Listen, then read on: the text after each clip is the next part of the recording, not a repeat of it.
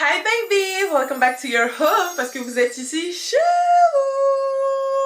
J'espère que vous allez bien les amours, moi ça va super, franchement ça m'a grave manqué de faire ça fait super longtemps. Pour ceux qui ne le savent pas, si vous ne me suivez pas sur les autres plateformes, j'étais en vacances à Lanzarote et juste après ça j'en ai profité pour me reposer, pour venir encore plus fort sur YouTube. Donc me revoilà et je reviens pour une semaine de KEVS. Pour ceux qui ne le savent pas, une fois par mois, je consacre une semaine complète, donc du dimanche au dimanche, à des vidéos que j'appelle les KEVS. Donc c'est des vidéos où vous me racontez vos story time et je la raconte à la communauté pour avoir l'avis de tout le monde. Enfin bref. Avant de passer à la KEVS d'aujourd'hui, n'oubliez pas de vous abonner, liker, partager comme d'habitude, vous savez déjà, et surtout commenter. Vous savez que ça aide énormément pour les KEVS, c'est très important de commenter. Et je tiens à vous rappeler aussi, si vous avez oublié, pour les personnes qui ne le savent pas également, j'ai été nominée à une cérémonie qui s'appelle la cérémonie des roses, voilà, qui aura lieu le 17 novembre. Donc je compte sur vous pour continuer à voter. La cérémonie, comme je vous l'ai dit, elle aura lieu le 17 novembre, c'est très bientôt. Donc les votes vont bientôt être bouclés. Les gars, allez voter en masse. Je vous remets le lien en barre de description et je vous le remets aussi dans les commentaires, je vais épingler. Voilà, je pense que je vous ai tout dit pour l'intro. Sans plus tarder, on va directement passer à la KEVS d'aujourd'hui. Alors la KEVS d'aujourd'hui, c'est l'histoire d'une abonnée qu'on va appeler Betty. Elle a actuellement 26 ans et elle habite en France. Faut savoir qu'elle n'a pas toujours habité en France. Elle est installée là depuis quelques années.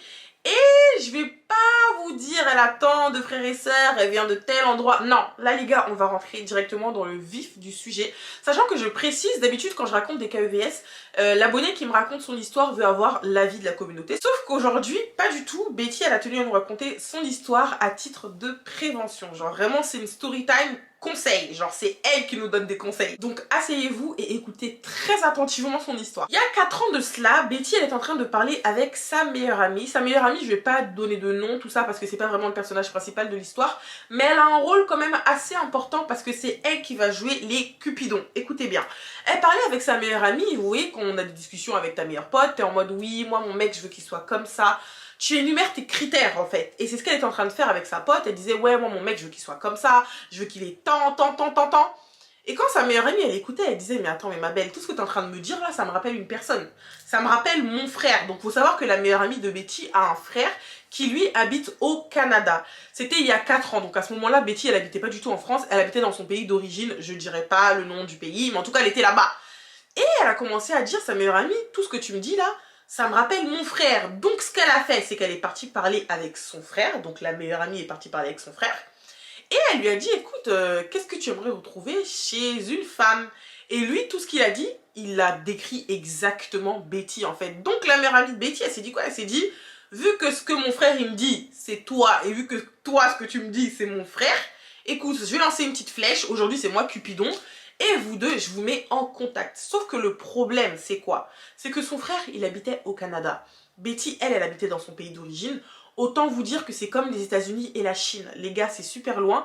Et Betty, elle a dit, mais c'est pas possible en fait. Relation à distance comme ça, là, c'est chaud. Sachant que pour me déplacer jusqu'au Canada, c'est un peu compliqué dans le pays dans lequel je suis actuellement.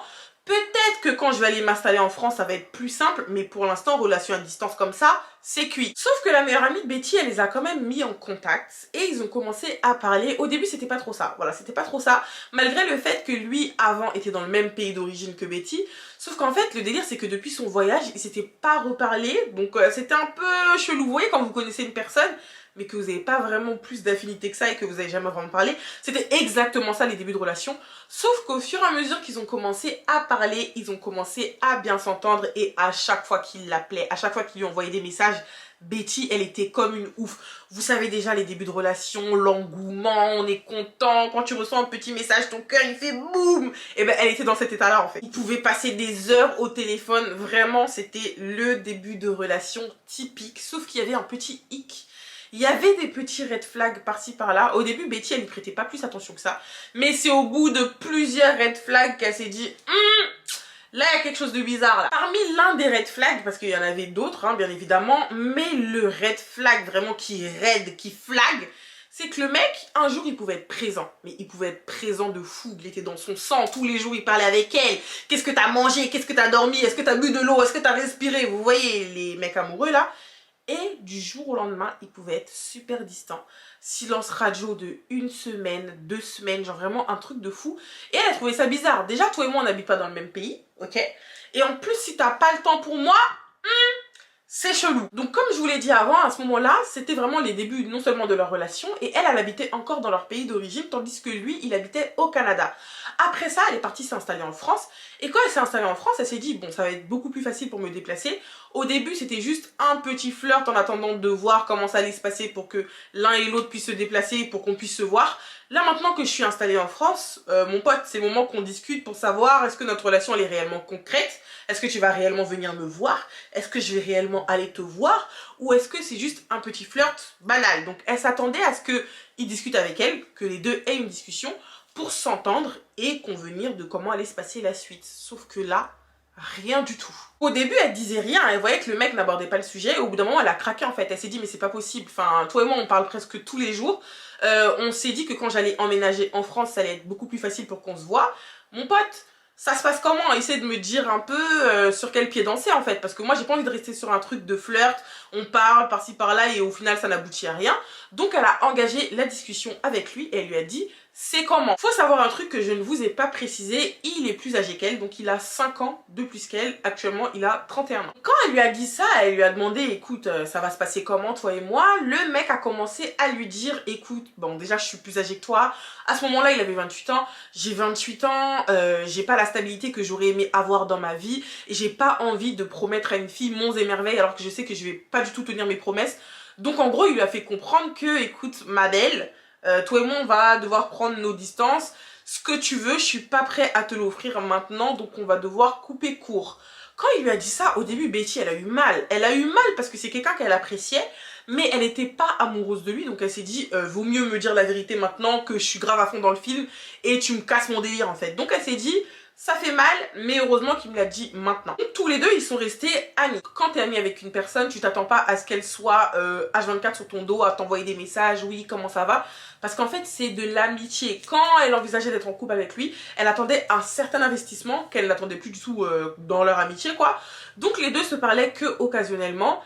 Et 4 mois après ça, le mec a commencé à l'appeler le lundi, puis il l'appelle le mercredi, puis il l'appelle le dimanche. En fait, il a commencé à revenir en bombe dans sa vie. Puis ça a commencé petit à petit à redevenir comme avant. Il passait des heures au téléphone. Elle trouvait ça bizarre, mais au début, elle disait rien en fait. Puis un jour, il l'a appelé, donc elle était en train de se préparer pour aller à un anniversaire. Et il l'a appelé, il lui a dit « Ouais, et tout, tu vas où ?» Elle lui a dit « Bah, je me prépare pour aller à un anniv. » Et il lui a posé une question, les gars, écoutez bien, il lui a dit est-ce que tu vas te faire draguer? Genre en gros t'es en train de te faire pimpante là-bas là, est-ce que c'est pour un dragueur?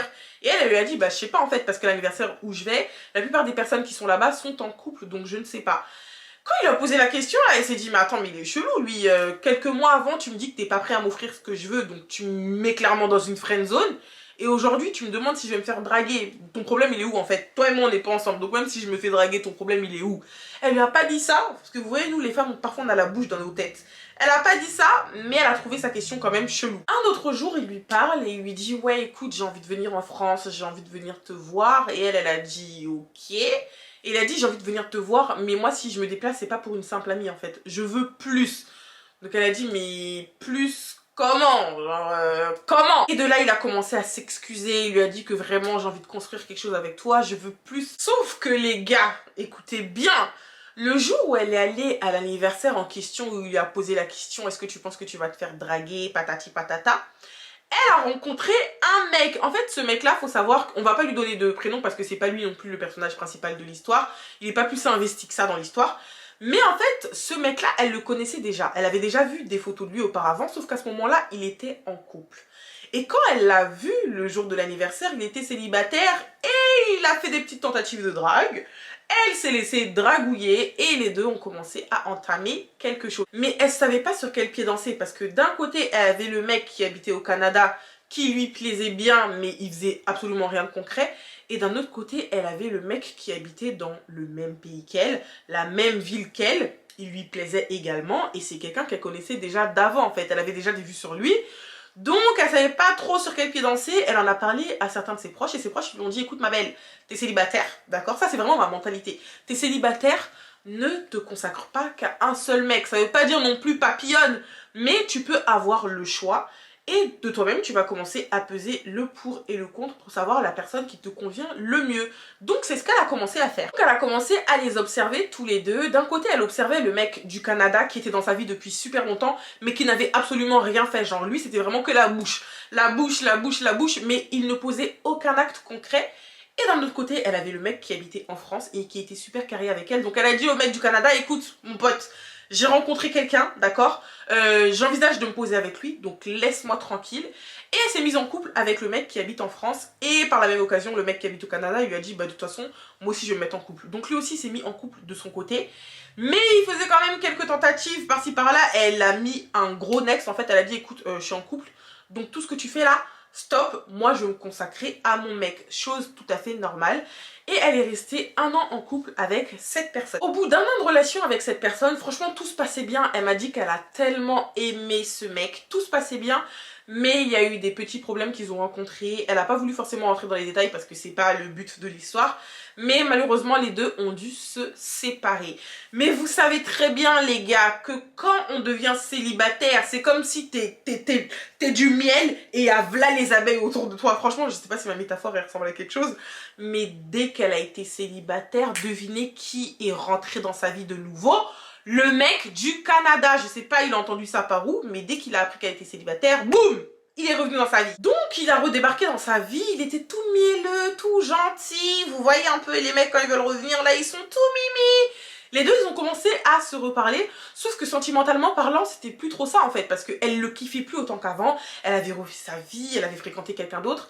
Donc les deux se parlaient, ils flirtaient et ils faisaient aucun mal à personne. Franchement ils étaient un peu dans leur délire parce que tous les deux ils étaient célibataires, donc ils pouvaient se parler librement. Ils avaient commencé à reprendre leurs petites habitudes et là le mec du Canada, j'ai toujours pas donné de prénom à ce mec du Canada, je pense que ça va rester comme ça. Et là le mec il lui dit écoute ouais j'aimerais que tu viennes me voir au Canada. Au début elle a dit oui. Sauf qu'après un petit temps de réflexion, en fait, elle s'est dit, mais non, en fait, non, c'est pas possible. Sachant que lui, elle voulait qu'il aille le voir.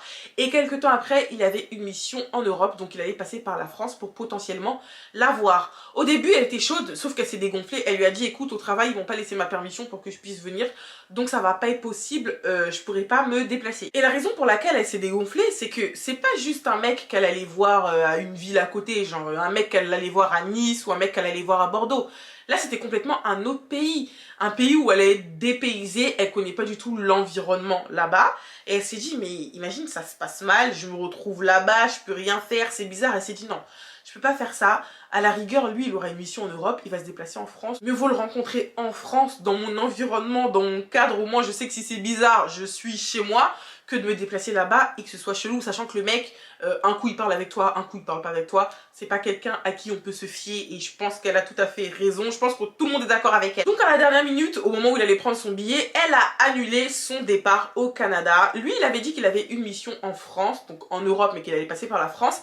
Et en fait, à ce moment-là, il devait venir chez elle. Sauf que le truc, c'est que sa maman, à elle, a fait une petite surprise et elle est venue la voir vraiment à l'improviste.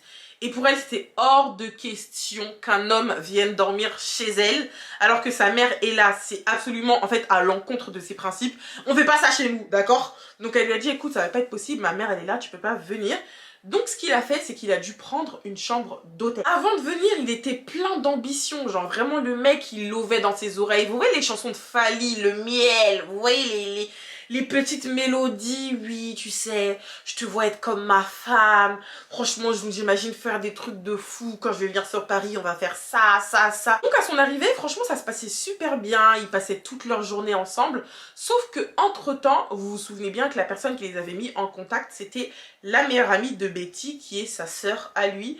Sauf qu'au fur et à mesure des années, lui et sa sœur, ils se sont brouillés et il essayait de mettre Betty en garde contre sa sœur. Donc Betty a trouvé ça bizarre, mais elle n'a pas pu se calculer que ça. Sauf qu'à ce moment-là, elle se rendait pas compte de l'ampleur de la chose. Elle se rendait pas compte. Le séjour se passait super bien et en fait, le seul défaut de ce mec-là, c'était la distance. Et Betty, elle était plus du tout dans la même optique qu'avant. Avant, elle était prête à se déplacer au Canada pour aller emménager avec lui. Sauf que là, c'était différent. Elle avait pris de l'âge et pour elle, la seule condition vraiment pour que les deux soient dans une relation stable, c'était que lui vienne emménager en France. Et à ce moment-là, le mec, tout ce qu'elle disait, c'était oui et amen. Genre vraiment, elle pouvait lui dire un truc, hein, il allait dire oui. Elle pouvait lui dire un truc, il allait dire oui. Il était vraiment en mode... ma belle, tes désirs sont des ordres. Mais quand un homme vous dit oui à tout comme ça, c'est bizarre les filles. Après je vous dis pas qu'ils s'embrouillaient pas, hein. Ça arrivait qu'il y ait des jours où ils s'embrouillent et tout, mais elle avait un profond respect pour lui, elle pensait que lui aussi, donc les embrouilles ça allait pas plus loin que ça. Bref, durant son petit séjour à Paris, le mec faisait des petites tentatives, mais il arrêtait pas de lui répéter à longueur de journée que c'était la femme de sa vie. Donc elle s'est dit quoi? Elle s'est dit, tu dis tout le temps que je suis la femme de ta vie, ok, pas de souci, normalement la femme de ta vie t'es censée la respecter. Moi aujourd'hui je décide que toi et moi nous n'allons pas avoir de rapport intime. Donc toi et moi, il va rien se passer durant tout ton séjour. Si tu dis que tu m'aimes réellement, je pense que c'est quelque chose que tu peux accepter. Sauf que sachez une chose les filles, et retenez bien ça s'il vous plaît, les hommes sont très rusés. Ils sont très rusés. Écoutez juste la suite de l'histoire. Elle lui a clairement dit que écoute c'est pas possible et tout, toi et moi il y aura pas de rapport sexuel parce que bah, j'ai pas envie pour l'instant. Sauf que le mec, en fait, il lui lâchait des petites paroles mielleuses, de l'autre côté il l'embrassait dans le cou, des petits bisous par-ci par-là, pour essayer un peu de réveiller ce truc en elle. Sauf que elle, en fait, je suis désolée, avant elle pouvait se faire avoir, c'est ce qu'elle m'a dit, 20 ans, 21 ans, tu me fais ça, y a pas de souci, je tombe. Mais là, maintenant, avec le caractère qu'elle s'était forgé, elle lui a dit non, c'est non. Même la dernière nuit qu'ils ont passé ensemble à l'hôtel, elle s'est dit mais c'est pas possible, le mec il a essayé vraiment toutes les tentatives du monde. Elle s'est dit c'est pas possible, je peux pas céder maintenant, il doit revenir dans 5 mois. Donc s'il revient dans 5 mois, si là il patiente là, dans 5 mois il revient, s'il a patienté, poteau, peut-être qu'à ce moment-là ça pourra se faire. Et encore, mais pour l'instant c'est mort, je compte sur mes positions, j'ai dit non. C'est non. Donc mis à part les petites tentatives par-ci par-là qui étaient quand même très subtiles, je le précise, le séjour s'est bien passé. Voilà, le séjour s'est bien passé, elle l'a raccompagné à l'aéroport. Et comme je vous l'ai dit, en fait, il n'était pas venu en France spécialement pour la voir. Enfin, si, en France pour la voir, mais il devait venir en Europe pour une mission. Donc après son petit séjour en France, il est parti faire ses missions. Au début, ça se passait bien, ils discutaient vraiment tous les jours. Jusqu'au moment où, encore une fois, silence radio, le mec ne répondait plus à ses messages, il répondait plus à ses appels, c'était vraiment comme au début de la relation. Ça, Betty, elle était habituée en fait, un coup t'es là, un coup t'es pas là, et même ça, elle lui en avait parlé, elle lui avait dit mais écoute toi, t'es trop bizarre en fait, à chaque fois on discute, et là d'un coup, silence radio, je suis sûre t'as une meuf, elle a commencé à lui dire, je suis sûre t'as une autre go, nanana, et il a toujours nié, il a dit non, c'est juste mon travail qui m'occupe, j'ai pas vraiment le temps, sauf que je suis désolée, tout le monde travaille en fait, et elle lui a même dit tout le monde travaille, moi aussi j'ai un travail. C'est pas possible que ton taf te prenne autant de temps jusqu'à ça te pousse à ghoster les gens. En fait, c'est pas possible. Après son retour de sa petite mission, en fait, elle était complètement détachée de lui. Elle l'aimait quand même, mais elle était détachée en fait. Le mec, c'était plus du tout comme avant. Elle essayait de lui poser des petites questions pour voir s'il était sérieux, tout ça, tout ça. Le mec, il se souvenait même plus de sa date d'anniversaire en fait. Je sais pas si vous vous rendez compte du délire. Tu fréquentes un mec depuis des années, il connaît même pas ta date d'anniversaire, il oublie. Elle s'est dit, bon là en fait, c'est la goutte de trop, j'ai l'impression qu'il se fout de moi. Donc elle a décidé de couper les ponts avec lui. Sauf que en coupant les ponts, elle s'est pas dit vas-y je le bloque de partout. Les filles on ne bloque pas, je vous ai déjà dit, bloquer ça ne sert à rien. À part si tu vois que la personne est en train de t'insulter, pour ta santé mentale tu bloques. Mais pour les petits trucs comme ça, tu bloques pas, tu le laisses dans ton entourage. Il voit que tu es connecté sur WhatsApp, sur Instagram, sur Snap. Il voit que tu fais des vidéos, des stories, des snaps. Mais quand il t'appelle, tu décroches pas. C'est exactement ce qu'elle a fait. Il lui a envoyé des messages, il l'appelait, mais elle était passée à autre chose, donc elle ne répondait pas. Et ça, je peux vous assurer les filles que ça fait beaucoup plus mal qu'un blocage. Entre temps, elle a renoué contact avec sa meilleure amie, du coup, qui était la sœur du mec du Canada. Et les gars, tenez-vous bien, parce que ce qu'elle a appris, c'est une dinguerie. Il y a certaines personnes pour qui ce sera pas vraiment une dinguerie, mais moi je trouve que c'est quand même quelque chose d'assez grave. En fait, à cause de lui, elle et sa meilleure amie, il y avait eu un petit froid. Et sa meilleure amie, elle a commencé à lui dire, écoute, si entre toi et moi il y a eu ce froid-là, c'est à cause de mon frère. Elle a commencé à lui expliquer qu'en fait, son frère parlait avec elle, donc il parlait avec Betty, simplement dans l'unique but d'avoir des relations intimes avec elle. Il parlait avec Betty juste pour coucher avec elle. Betty, elle a appris ça, elle s'est dit, mais attends, mais c'est quand même fou, genre. Sa meilleure amie, elle a dit, écoute, moi, ce qui a fait que j'ai arrêté de parler avec toi et que j'ai arrêté de parler avec lui aussi, c'est que quand je lui ai dit, quand il m'a expliqué, du coup, parce qu'elle avait surpris en train de dire, oui, voilà, moi, mon but, c'est vraiment que de passer à l'acte avec elle. Quand la meilleure amie de Betty, elle a appris ça, elle a dit, mais non, en fait, tu peux pas faire ça. Enfin, c'est ma meilleure amie, tu peux pas juste parler avec elle dans le but de coucher avec, c'est quelque chose qui ne se fait pas. Et lui, il n'a pas supporté le fait que sa sœur lui parle comme ça. Donc il a décidé de couper les ponts. Et quand il a coupé les ponts avec sa sœur, il a essayé de la salir auprès de Betty. pas que ça a fonctionné, mais ça a créé des petits froids. Quand la meilleure amie de Betty, elle lui a expliqué ça, elle s'est dit, mais c'est pas possible. En fait, tu parles avec une nana depuis tant d'années. Je vais pas dire tant d'années, depuis tant d'années, tellement ça fait longtemps, tant d'années. Juste pour ça, tu te déplaces dans son pays, juste pour ça. Et en fait, elle a commencé à se dire, mais peut-être que les silences radio, c'était par rapport à ça. Enfin bref, elle a commencé à se poser tout un tas de questions. Elle s'est dit, mais c'est vraiment une dinguerie, comment l'homme peut être vicieux. Betty, elle a fini par se dire, mais heureusement que je me suis écoutée en fait. Heureusement que j'ai écouté mon instinct et que j'ai pas directement couché avec lui. Parce que si c'était que les belles paroles, tout ça, elle aurait pu craquer. Mais il y a quelque chose qui lui disait, ne couche pas avec lui. Enfin, le mec, il est chelou et tout. Garde-toi, préserve-toi et ne couche pas avec lui. Donc voilà la finalité de l'histoire en fait. Comme je vous ai dit au début, Betty ne veut pas vraiment de conseils. Moi je vais vous en donner un de conseil. Mais elle avait vraiment pour but de vous dire, les filles, c'est pas parce qu'un homme vient dans votre vie et qu'il vous raconte des salades, parce que là clairement c'était des salades, et même quand il y a des actes, parce qu'il lui a parlé, il s'est déplacé quand même jusqu'à chez elle, mais elle ne s'est pas donnée à lui. Quand vous entendez des bobards dans vos oreilles, les filles, et que vous n'êtes pas prête à passer à l'acte avec cet homme-là, ne le faites pas. Voilà, ça c'était la petite story time de Betty. Bon, petite, je pense que l'histoire va être assez longue quand même. C'était la story time de Betty, mais moi je vais vous donner un conseil avant de me dire ce que vous en pensez dans les commentaires. Qu'est-ce que vous aurez fait à sa place? Est-ce que si c'était un mec qui baratinait vos oreilles, les filles, vous aurez craqué? Est-ce que vous aurez pas craqué? Dites la vérité, les filles. Dites la vérité, on est entre nous. Dites la vérité. Ou est-ce qu'au contraire, vous aurez fait sortir ce mec-là de votre vie à la première occasion? Parce qu'en fait, c'est vraiment quelqu'un, un jour il est là, du jour au lendemain, silence radio. Bref, je vous laisse me dire ce que vous en pensez dans les commentaires. Et moi, je vais vous donner juste un conseil. Je sais pas s'il y a des croyants parmi nous, en tout cas moi je suis croyante, donc je vais vous parler en tant que chrétienne. En fait, quand vous voyez comme ça des relations amoureuses, il n'y a pas de souci. Je suis d'accord qu'il faut fréquenter une personne avant de pouvoir s'engager avec elle, se marier avec elle. Tu peux pas te dire, vas-y, elle, je la vois, oh vas-y, je me marie avec toi. Ou vas-y, lui, je le vois, oh vas-y, je me marie avec toi. Faut vraiment avoir ce petit truc de se fréquenter. Mais j'aimerais vous dire quelque chose, les gars. Parfois, vous voyez juste les relations sexuelles comme quelque chose de banal. Mais pas du tout. Genre vraiment, c'est pas si banal que ça. Quand tu couches avec une personne, en fait, il y a des liens d'âme qui se créent. Et je vous dis ça, vraiment, les gars, c'est la vérité. Je sais pas s'il y a des croyants, encore une fois. Si vous n'êtes pas croyant, vous n'êtes pas obligé de croire tout ce que je suis en train de dire. Je ne force personne.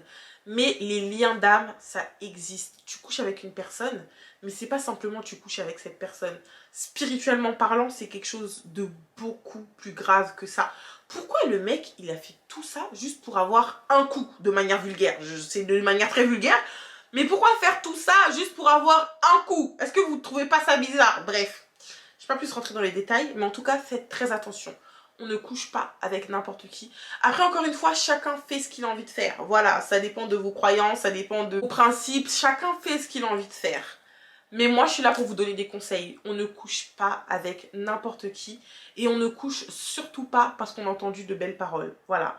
Donc faites très attention à vous et faites très attention aux personnes que vous fréquentez. Parce que c'est pas tout le monde qui est honnête. Il y en a qui veulent juste arriver à leur fin.